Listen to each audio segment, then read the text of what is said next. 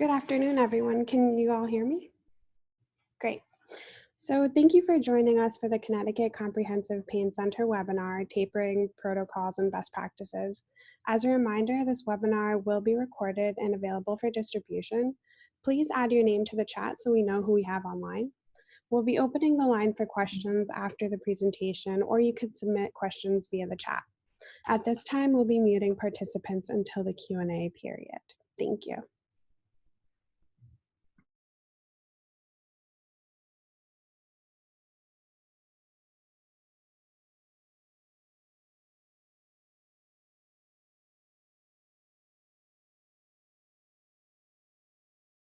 Good afternoon, everybody.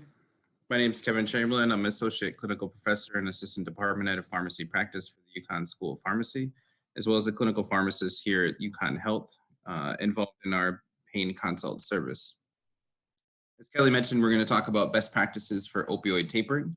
And our three primary objectives are going to be to review evidence of risk for opioid misuse, describe best practices for opioid tapering, and to list options for opioid withdrawal symptom management. The harsh reality in the United States is that 1 in 7 will develop substance addiction at some point. And patients that are prescribed opioids for chronic pain, roughly 1/4 of them will misuse their opioid prescription, whereas about 10% will develop to the level of an opioid use disorder by definition. And mortality related to this is on the rise. So the deaths from natural and semi-synthetic opioids have increased pretty dramatically in the first decade of the 2000s, plateauing in about 2012, 2013, but again began to climb in 13, 14. And this is predominantly related to synthetic opioids, the fentanyls and the heroin, but we also know that access to prescription opioids is a segue into inaccess to prescription opioids, and thus gaining access to things like fentanyl and heroin and illicit substances. Opioid prescribing after non-fatal overdose and repeated overdose, there was studied in an analyst article that came out a few years back that identified that 91% of patients experiencing a non-fatal opioid overdose continued to receive those opioids, and 7% of them had a repeat overdose after. So this repeat overdosing actually increased with higher dose opioids or concomitant use of benzodiazepines, which is somewhat of the new epidemic that's on the rise, the co-prescribing of opioids with other CNS depressants, but in particular benzodiazepines. 70% of patients who continued to receive opioids after the overdose obtained them from the prescriber who had treated them before the overdose. And to that effect, doctors are actually poor predictors of abuse. And this has been studied in a number of different ways and places, but the American Pain Society had it presented as an abstract in 2011 at their meeting that showed patients that were patients that clinicians thought were not at risk for misuse of their medications. 60% of them actually had urine drug tests that showed illicit or prescribed, where the either showing illicits or where the prescribed drug was actually not found.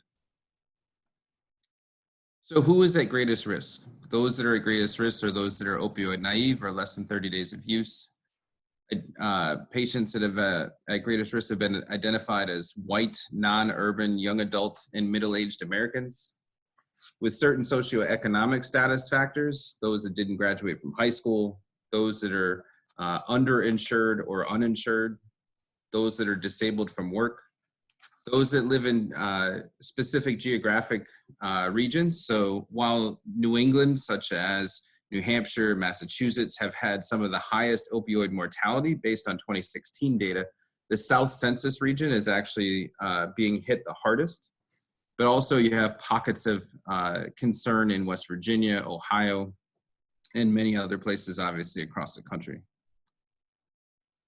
So misuse is this term that you now hear that is really the new opioid use disorder. So again, 25% of patients misuse their medications, and this can be related to a number of specific things, but in the United States, it's most commonly associated with those that are on higher dose opioids, those areas that have lesser regulatory restrictions, and as well as the pro-profit orientation of the mindset of the healthcare business that we are in, where patients come in, they want something, and you're put in a position as a prescriber or provider that If you do not, you will lose that patient business, if you will.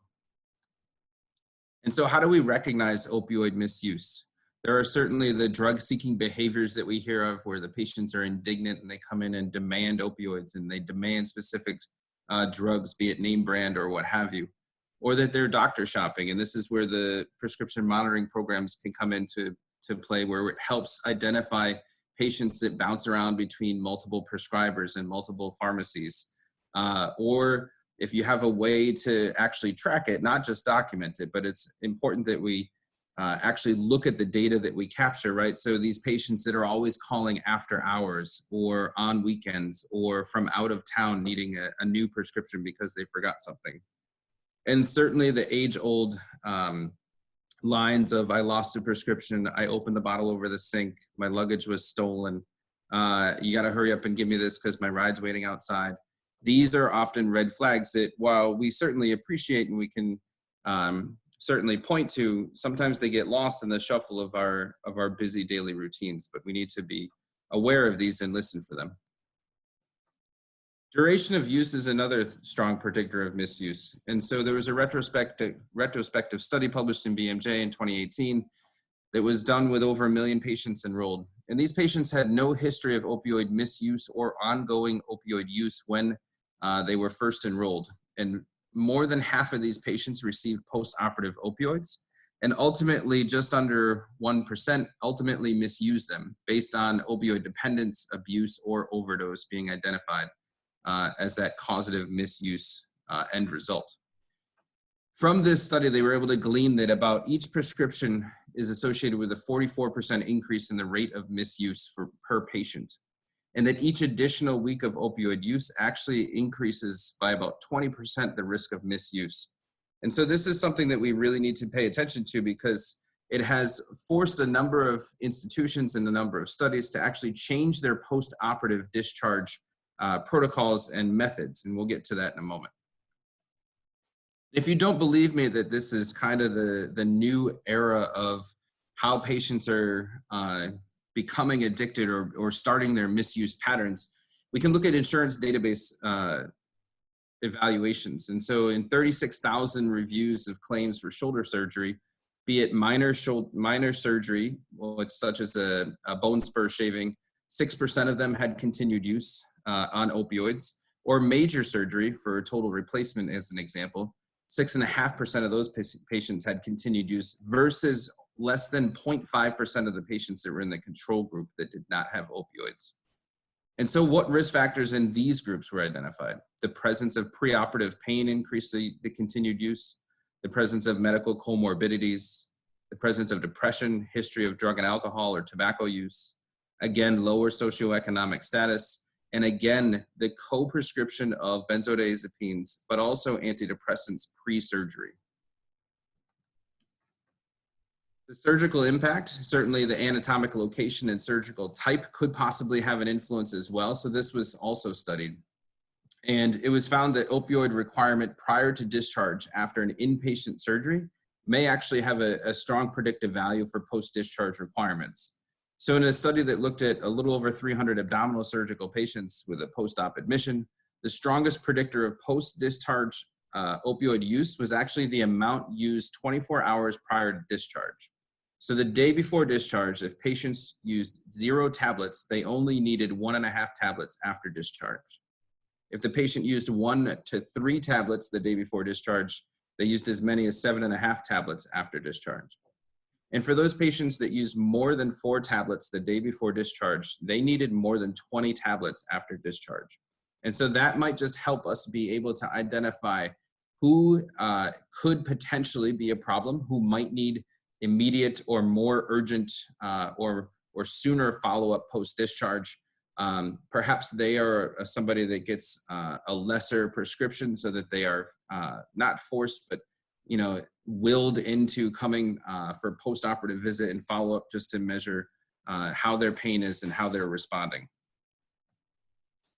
Excessive prescriptions is a major issue. And so we can look at this from a number of different ways. We can look at this at waste and abuse of prescriptions. We can look at avenues of access for not only the patient, but patients' families, caregivers, children, what have you. So in a study of 2,300 surgical patients, the mean number of opioids prescribed post-operatively based on a comparative of hydrocodone, acetaminophen, 5-325. So this is your standard Vicodin, Lortab, Norco, whatever you want to call it. Most patients were dispensed number 30 tablets, but the median use of that prescription was only 9. In 250 upper extremity surgical patients, most received prescriptions for number 30 of a given opioid. And there were a number of different regimens that were involved, but they broke it down to just raw numbers. So more than 3/4 of those patients actually took less than half of the prescribed tablets. Fewer than 45% took less than 5 tablets of that number 30 prescription dispensed. And the total number of unused tablets for these 250 patients was north of 4,500 tablets. So we are prescribing and dispensing too many medications that the patients ultimately do not need or do not want postoperatively. Finally, if we look at another study of 640 opioid naive patients, the number necessary to supply opioid needs of 80% of these patients, and we used 5 milligrams of oxycodone as kind of the equivalency benchmark. So partial mastectomy patients, they only needed 5 tablets. Partial mastectomy with sentinel lymph node biopsy, 10. Laparoscopic cholecystectomy, 15. Laparoscopic inguinal hernia repair, 15. Open inguinal hernia repair, number 15. Those needing 0 opioids, 22% of patients that had an open inguinal hernia repair, and 82% of partial mastectomy patients needed no opioid postoperative. And so Johns Hopkins actually took this a step further and developed surgical opioid guidelines. And they can see them on your screen. Surgical ones here, dental ones here. So they identified routine procedures that were commonly seen in their operating rooms. And these patients were always given acetaminophen and or ibuprofen if they met all the criteria and had no contraindications to either of those. And then if needed, if it was determined, they were given an oxycodone 5 milligram equivalency of the quantity of tablets in the rightmost column. So if you look halfway down this chart and you look at arthroscopic ACL or PCL repair, patients were discharged on acetaminophen and or ibuprofen regimens and only given number 20 tablets of an oxycodone 5 milligram equivalency prescription. The same for many dental procedures. So as you can see on here, routine teeth extraction, they were managed with acetaminophen and ibuprofen alone. So patient education and instruction is paramount in this situation. We need to reset expectations for pain relief. We need to get patients to buy into the idea that it's not no pain, and that we need to focus on functional ends and functional means and make that reasonable and achievable for our patients, and realize that in accordance with what they had done as a procedure or what type or what pain situation they may be in, what is the rational timeline for recovery, and what is the expectation for pain relief to be achieved. They need to be re-educated on the risks of opioid therapy, and they need to hear this multiple times. There's an adage in business that says until you hear something 7 times, you don't change behavior. And so think about that when you're discussing this with your patients in the clinic, and then when they go to the pharmacy, and then when they come back for follow-up, and then when they get a follow-up phone call from nursing. They need to be re-educated about the risks of opioid therapy repeatedly. They need to be educated on how to take the medications, to give specific instructions on the way that they should be taken, and how non-opioid medications can be used as the primary mode of analgesic therapy, and that if they do have an opioid, it is adjunctive, and not the other way around. Not the idea that the opioid is the primary analgesic on board, but that it is instead the adjunct to the therapy. As a pharmacist, I'm obviously interested in safe storage and disposal, so this needs to be reiterated to our patients as well. We want to make sure that they are aware of if they do have excess leftover medication, where they can dispose of it properly. If they don't have a community event such as a take-back day, that they are aware of where public safety center disposal boxes are. So be it in your own clinics, be it at a town hall, a police station, and that there are no questions asked drop boxes for these medications. There's also a number of pharmacies that have mailback programs, or they have certain companies have envelopes that a patient can then put the medication in. It will render it ineffective, and the patient can mail it in.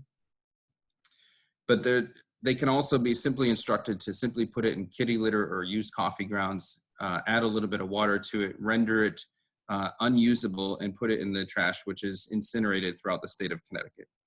But whatever you do, make sure that they do not flush their medications. That was my public service announcement. Thank you. And then finally, written documentation and instruction provided to the patient, because we also know that patients leave an appointment, they leave an encounter with their pharmacist, they leave a phone conversation with some healthcare provider, having only gotten about 15 to 20% of the information that was ultimately provided to them, and they need some resource to go back to.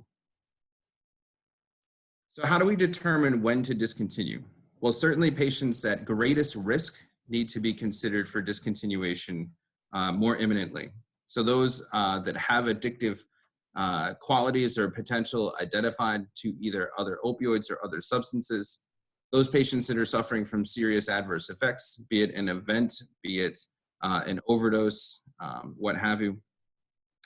Failure to meet treatment goals, so a little bit different mindset on why we should discontinue these patients, but certainly if we're giving a medication that's not achieving the ultimate result that we want, that these patients should ultimately be discontinued as well. And then anyone that's identified as diverting their medication.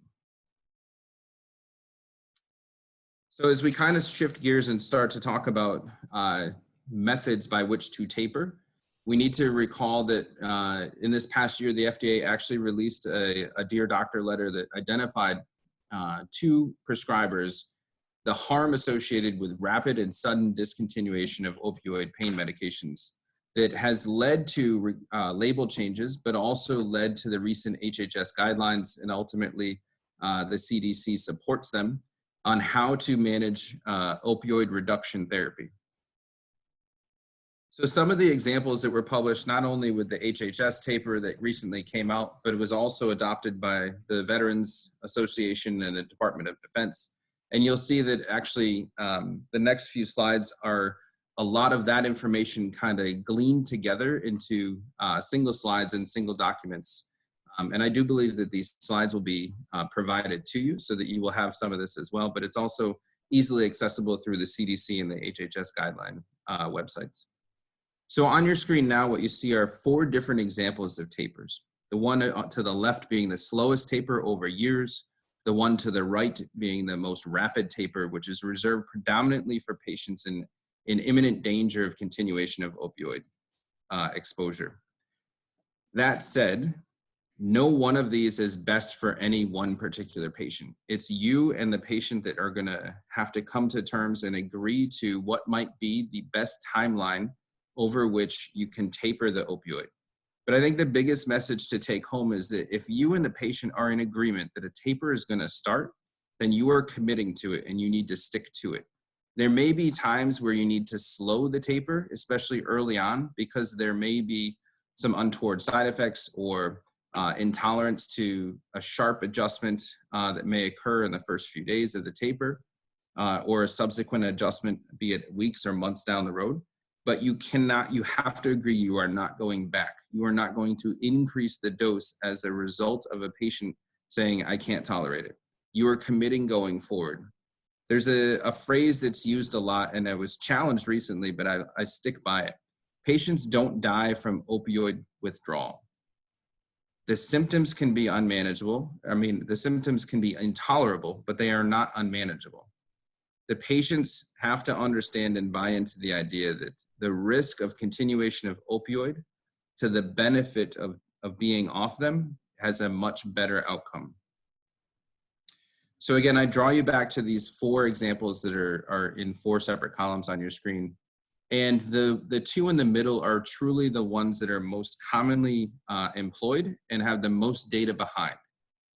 But the school of thought is the longer the patient has been on an opioid, probably the longer you need to take to taper them off of it to have the best success. The CDC guidelines that came out in March of 2016 said that you reduce 10 to 20% every week. We've seen the ability that you may need to slow that down to maybe just a per month decrease in dosing. So that's just something to keep in mind. But generally, the most common tapers are going to be adjustments every week or every 4 weeks.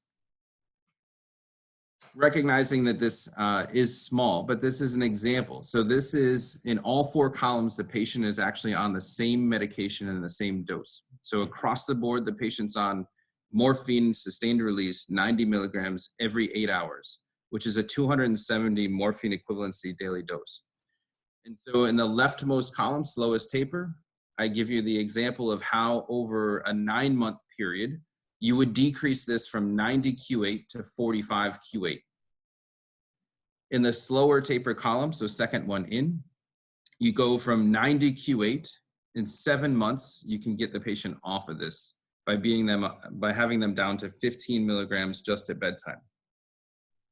The faster taper just to the right of this, that 10 to 20% reduction every week, gets you from 90 milligrams every 8 hours.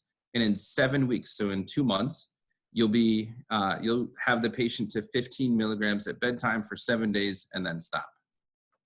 And then the more rapid taper, the least recommended, and one that I would actually caution you against, especially at a dose of this nature, in 11 days can have the patient off of their morphine. So I give you a case example. So Mr. Martinez, he's a 53-year-old male who undergoes hernia repair 2 years ago and unfortunately suffers from chronic nerve pain in his abdomen from the surgical mesh. The surgical revision did not relieve his pain. His pain medications include gabapentin 300 milligrams by mouth 3 times daily, morphine controlled release 30 milligrams by mouth twice daily, and morphine 15 milligrams by mouth every 12 hours as needed. So this is a total of 90 milligrams per day. He's identified that his morphine is no longer helping him, and he's severely constipated, which worsens his pain more. Gabapentin is maybe helping, but he did not tolerate the higher doses as it made him feel out of it. Mr. Martinez's anxiety level has been high. He's angry and sad about his surgical outcome, and he struggles with his daily functioning. He's had to retire early because he could no longer sit at his desk job or concentrate. He sleeps poorly. His life has changed drastically since before the surgery, and he asks you for help with weaning his morphine and what to do with the leftover medication. So I draw you back again to opioid tapering, and I remember that each plan with each patient should be individualized and minimize symptoms is ultimately the focus to increase success. So here, a decrease of about 10% of the original dose per week is a reasonable starting point. And you'll know within the first week as to whether or not he can do a taper by the per week or by the per month method. And it doesn't have to be every week or every month. It could be every couple of weeks.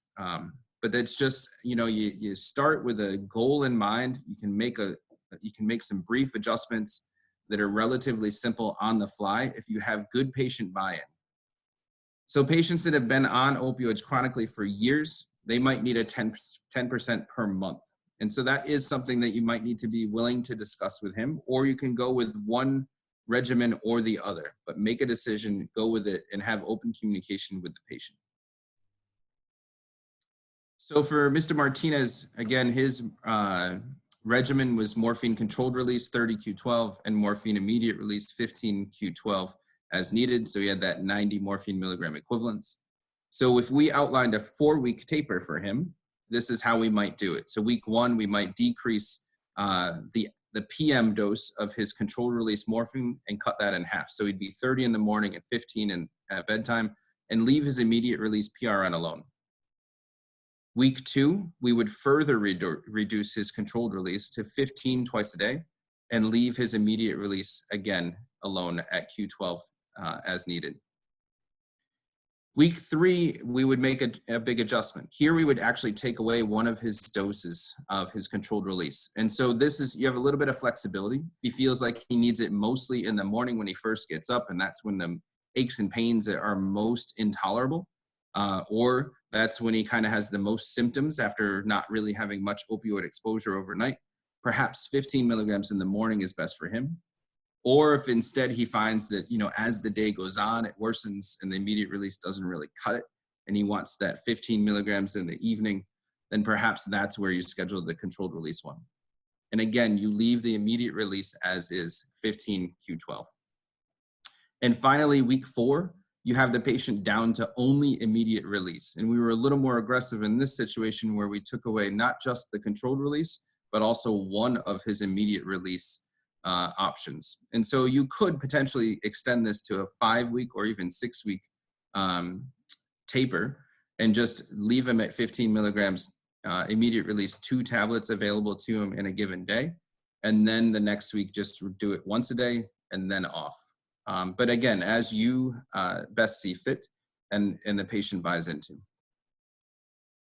This is just an example of something that might be similar approach. It's a little bit different regimen, but this is over a 14-month period to get a patient off of oxycodone or Oxycontin 30 milligrams 3 times a day, and an Oxy-IR 15 milligrams every 6 hours as needed.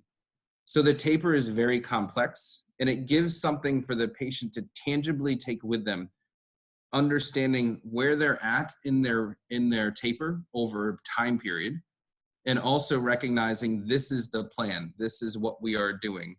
But maybe you don't lay this out for them. Maybe you kind of lay this out for them all at once at the beginning, but you give them a little bit of flexibility in that first month to make the initial adjustments. And then once you kind of hit your sweet spot as to where the patient's been reduced and they're tolerating it, then you progress forward from there and move to month 2, month 3, month 4, and onward.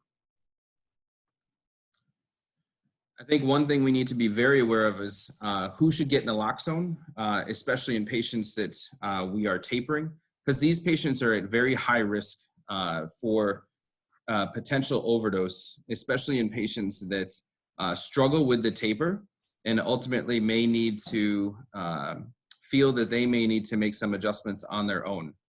So those patients that have received emergency care for opioid intoxication or overdose at any point in their history should get naloxone. Those that have been suspected substance abusers and or misuse, as well as any non-medical or illicit drug use, they should get naloxone as well.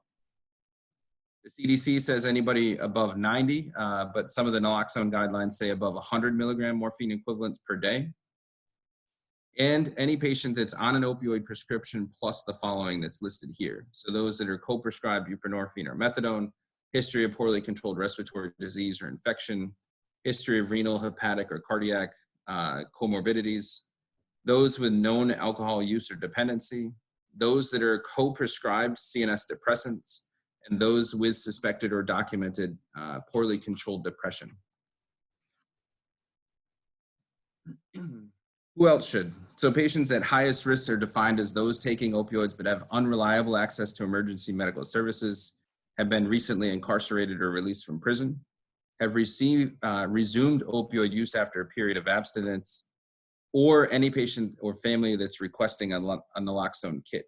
The benefit in the state of Connecticut is it doesn't have to just come from their primary physician or prescriber. It can come from a registered pharmacist that has completed certification, so that there's a map on the state's website that identifies which pharmacists are certified and which pharmacies from which they can get it. So if nothing else, maybe you plant the seed in the idea of needing a naloxone kit for your patient. Maybe they won't commit right there in office or at discharge, but this is an option for them to then carry that information forward to go to the pharmacy, where a pharmacist can also make that same suggestion and ultimately dispense the kit. I'd be remiss if we talked about tapering and did not discuss withdrawal symptom management. And so one thing that we've done at UConn Health is identify early, late, and prolonged symptoms and go over these with our patients and how they might, on a time course, expect them to kind of run their course, if you will. Because these can accompany even a well-prescribed taper.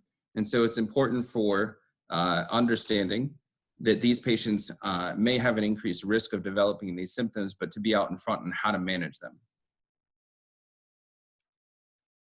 So some of the things that we can do adjuvant meds for symptom reduction, first line being clonidine, but also give alternatives. And we offer these as guidelines to help our prescribers and physicians throughout our institution, but elsewhere also, on how to manage these given symptoms that can come up. So I'll just walk you through some of the things. So we have anxiety management that is not benzodiazepine driven on the bottom of the screen. We can manage the myalgias with NSAIDs and acetaminophen at prescribed doses, but we can also use topical medications as well. It's not just about systemic exposure. And ultimately, we know that there could be sleep disturbances as well as the prototypical, if you will, nausea, abdominal cramping, and diarrhea that can come along with these things. And so we've given some options here. And certainly I understand in the antiemetic realm, some of the risks that can be associated, in particular with the phenothiazines, in conjunction with opioids and how they can augment or enhance opioid effects. So we are aware of that, and we caution our prescribers on that as well. With that, I can open it up. I think we have a couple minutes where we can take open discussion or questions or have a lively discussion about what others do. I've heard a number of different examples from prescribers that we've worked with where they'll do pill counts and simply remove 1 or 2 tablets per week or per month on a given prescription as a method by which to very slowly taper and get a patient's buy-in. But I'm open to listening to whatever other ideas people have as well.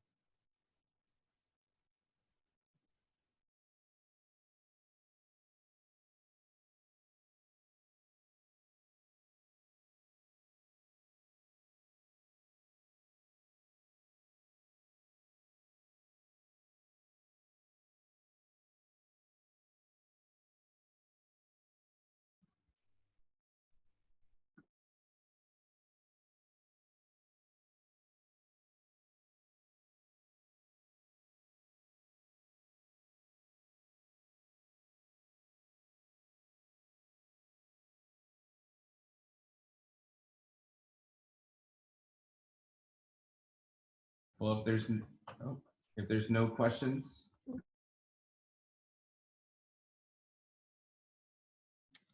If there's no questions, then I'm going to toss it back to Kelly for a wrap up. Thank you, Dr. Chamberlin, for that presentation. If anyone has any questions, perhaps outside of this, or wants to discuss this further, feel free to shoot me an email and I can forward your questions to Dr. Chamberlin, or if you were able to jot down his email, I'll be sending over slides and a link to the presentation at a later date. Thank you for joining us and have a great week. Thank you.